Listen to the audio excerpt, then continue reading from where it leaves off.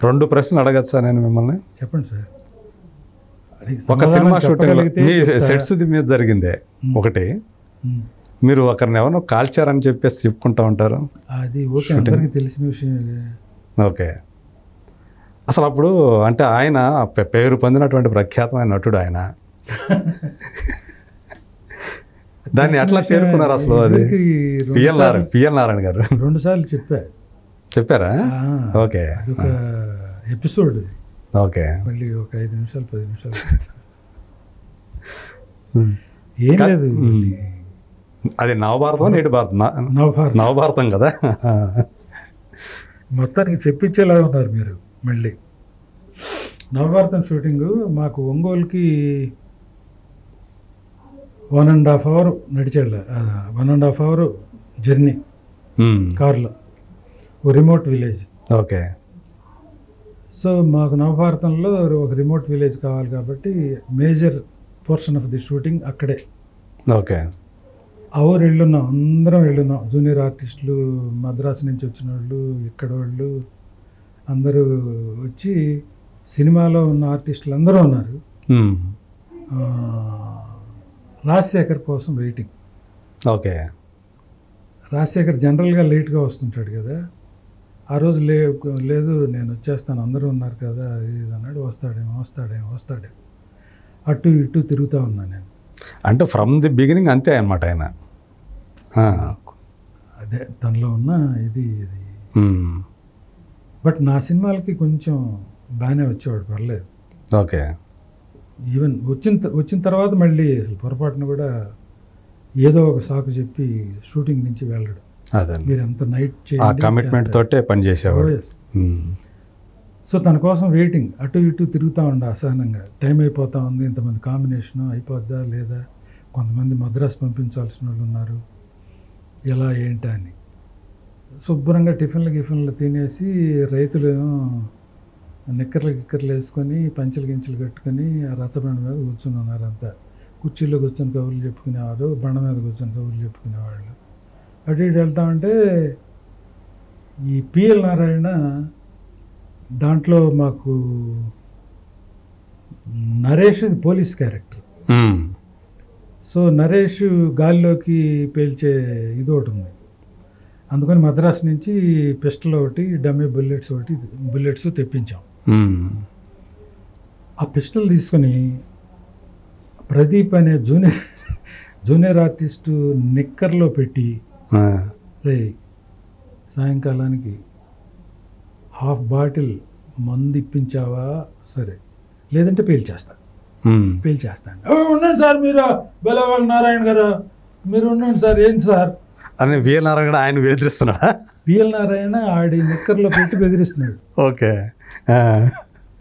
నేను అటు ఇటు తిరుగుతూ ఉంటే ఆడు, సార్ చూడండి సార్ నారాయణ గారు అన్నాడు. ఏంటంటే పిస్టల్ పెట్టి బెదిరిస్తున్నాడు సార్, సాయంకాలానికి మందు ఇవ్వాలంటే సార్, లేకపోతే అని. ఆయన కాదు అసలు, నిన్ను పేల్చాలా అని చెప్పని తన చేతిలో నుంచి పిస్టల్ తీసుకొని ఇక్కడ పెడితే, కాల్చు అల్లుడు కాల్చు, నీ చేతిలో చచ్చిపోవడం కంటే ఆనందం ఏముంది అల్లుడు, కాల్చు అని అన్నాడు. నేను ఎందుకైనా మంచి పైకి కాలుద్దాం సార్ అని పైకి కాల్చా. తుప్పంది, ఏమీ లేదు, తుప్పంది. ఏమీ లేకుండా బెదిరిస్తున్నావు అండి అని ఇప్పుడు ఆ కుత్తి కానించి పిస్టల్ని ట్రిగ్గర్ నొక్కితే ధనామని సౌండ్, లొట్టబడిపోయి ట్యాప్ కనుక తిప్పితే బ్లడ్ అదే నీళ్ళు వస్తాయి అట్లా అలా వచ్చింది. నేను అసలు స్టన్ అయిపోయింది, మన కెరీర్ అయిపోయింది. వాళ్ళ పెళ్ళాం పిల్లలు జ్ఞాపకం వచ్చారు, నా పెళ్ళాం పిల్లలు జ్ఞాపకం వచ్చారు. నన్ను ఏదో ఏది రాజశేఖర్ వచ్చాడు, రాజశేఖర్ డాక్టర్ కదా, హరిచామ వచ్చాడు, చూశాడు, ఇలా పెట్టి ఇమ్మీడియట్గా ఫస్ట్ ఎయిడ్ ఉంటుంది తన దగ్గర ఎప్పుడు. ఆ ఫస్ట్ ఎయిడ్ ఏదో చేసి కమాన్ తొందరగా తీసుకెళ్ళిపోవాలి ఎక్కడికంటే, నాకు అంటే అక్కడి నుంచి గుంటూరు వెళ్ళాలంటే 3 hours పడుతుంది, ఒంగోలు రావాలంటే 1.5 hour పడుతుంది. ఒంగోలు ఈజ్ బెటర్, ఒంగోలు తీసుకెళ్తాను తొందరగా పోతండి అని నేను చెప్పాను. కారులో ఎక్కించుకున్నాను. ఈ ఫస్ట్ ఎయిడ్ ఏదో చేశాడు, ఇటు పెట్టుకొని అన్నాడు, కారులో ఎక్కించాం. కార్ అట్ట స్టార్ట్ అయ్యి వెళ్ళిపోతుంటే అల్లుడు అల్లుడు నా బ్యాగ్ ఉంది అల్లుడు నా బ్యాగ్ ఉంది అల్లుడు. బ్యాగా? ఈ అమ్మ బ్యాగ్ మనోళ్ళు చూసుకుంటారులేవా నువ్వు తుప్పాని కాలల్లుడు బ్యాగ్ కాలల్లుడు బ్యాగ్ బ్యాగ్ ఉందంట మా తీసుకురండి రా అని చెప్పంటే పరిగెత్తుకుంటా బ్యాగ్ తీసుకొచ్చాడు. ఇక పోనీ అల్లుడు అన్నాడు పెట్టుకొని.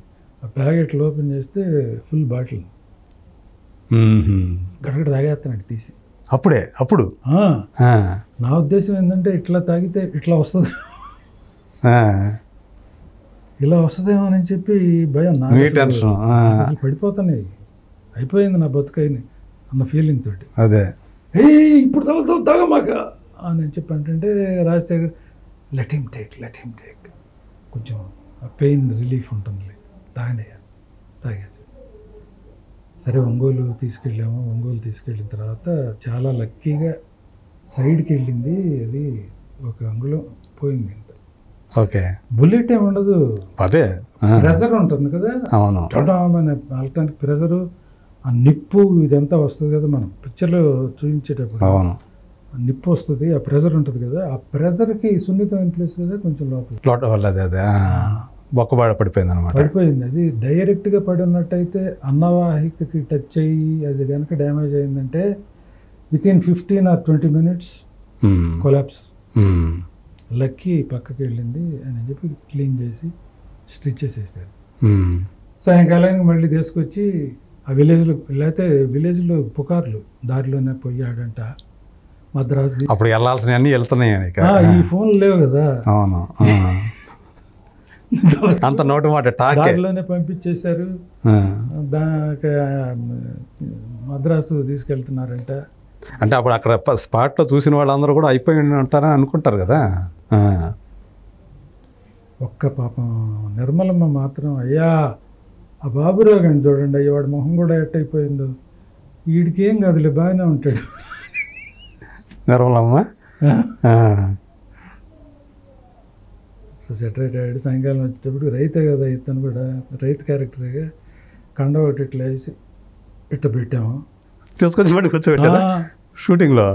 అబ్బాయి ఊరుకోలే పిఎల్, ఒరేయ్ లేకపోతే వీళ్ళు నా శవాన్ని నన్ను పంపిస్తారా వీళ్ళు అందరూ, ఎందుకు ఎవరికి తెలియదు, ఇప్పుడు వచ్చి కూర్చోనన్నా కూర్చుంటారు ఆ సీన్లో.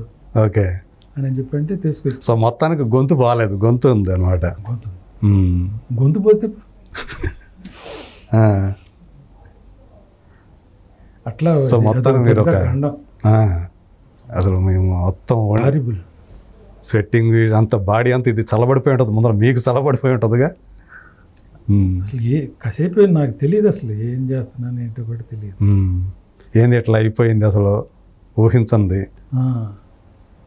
నాకేం పాపం తను ధైర్యం చెప్తానే ఉన్నాడు నాకు నారాయణ గారు పిఎల్. అట్లా ఇంకా రెండోది ఏంటి చిత్ర విచిత్రం. అది అంటే మీ ఇద్దరు అంటే ఆయన కూడా అది నేపథ్యం ఉన్న వ్యక్తేగా పిఎల్ నారాయణ కూడా. అంటే నాటకాల నేపథ్యం కానీ ప్రజానాట్యం మండలి లేదు. బట్ ఓకే తను కూడా కొంచెం లెఫ్ట్ ఓరియంటెడ్ థింకింగ్ ఉంది కదా. అవును, థింకింగ్ ఉన్న మనిషి. అదే ఎందుకు మాకు డైలాగ్స్ ఏదైనా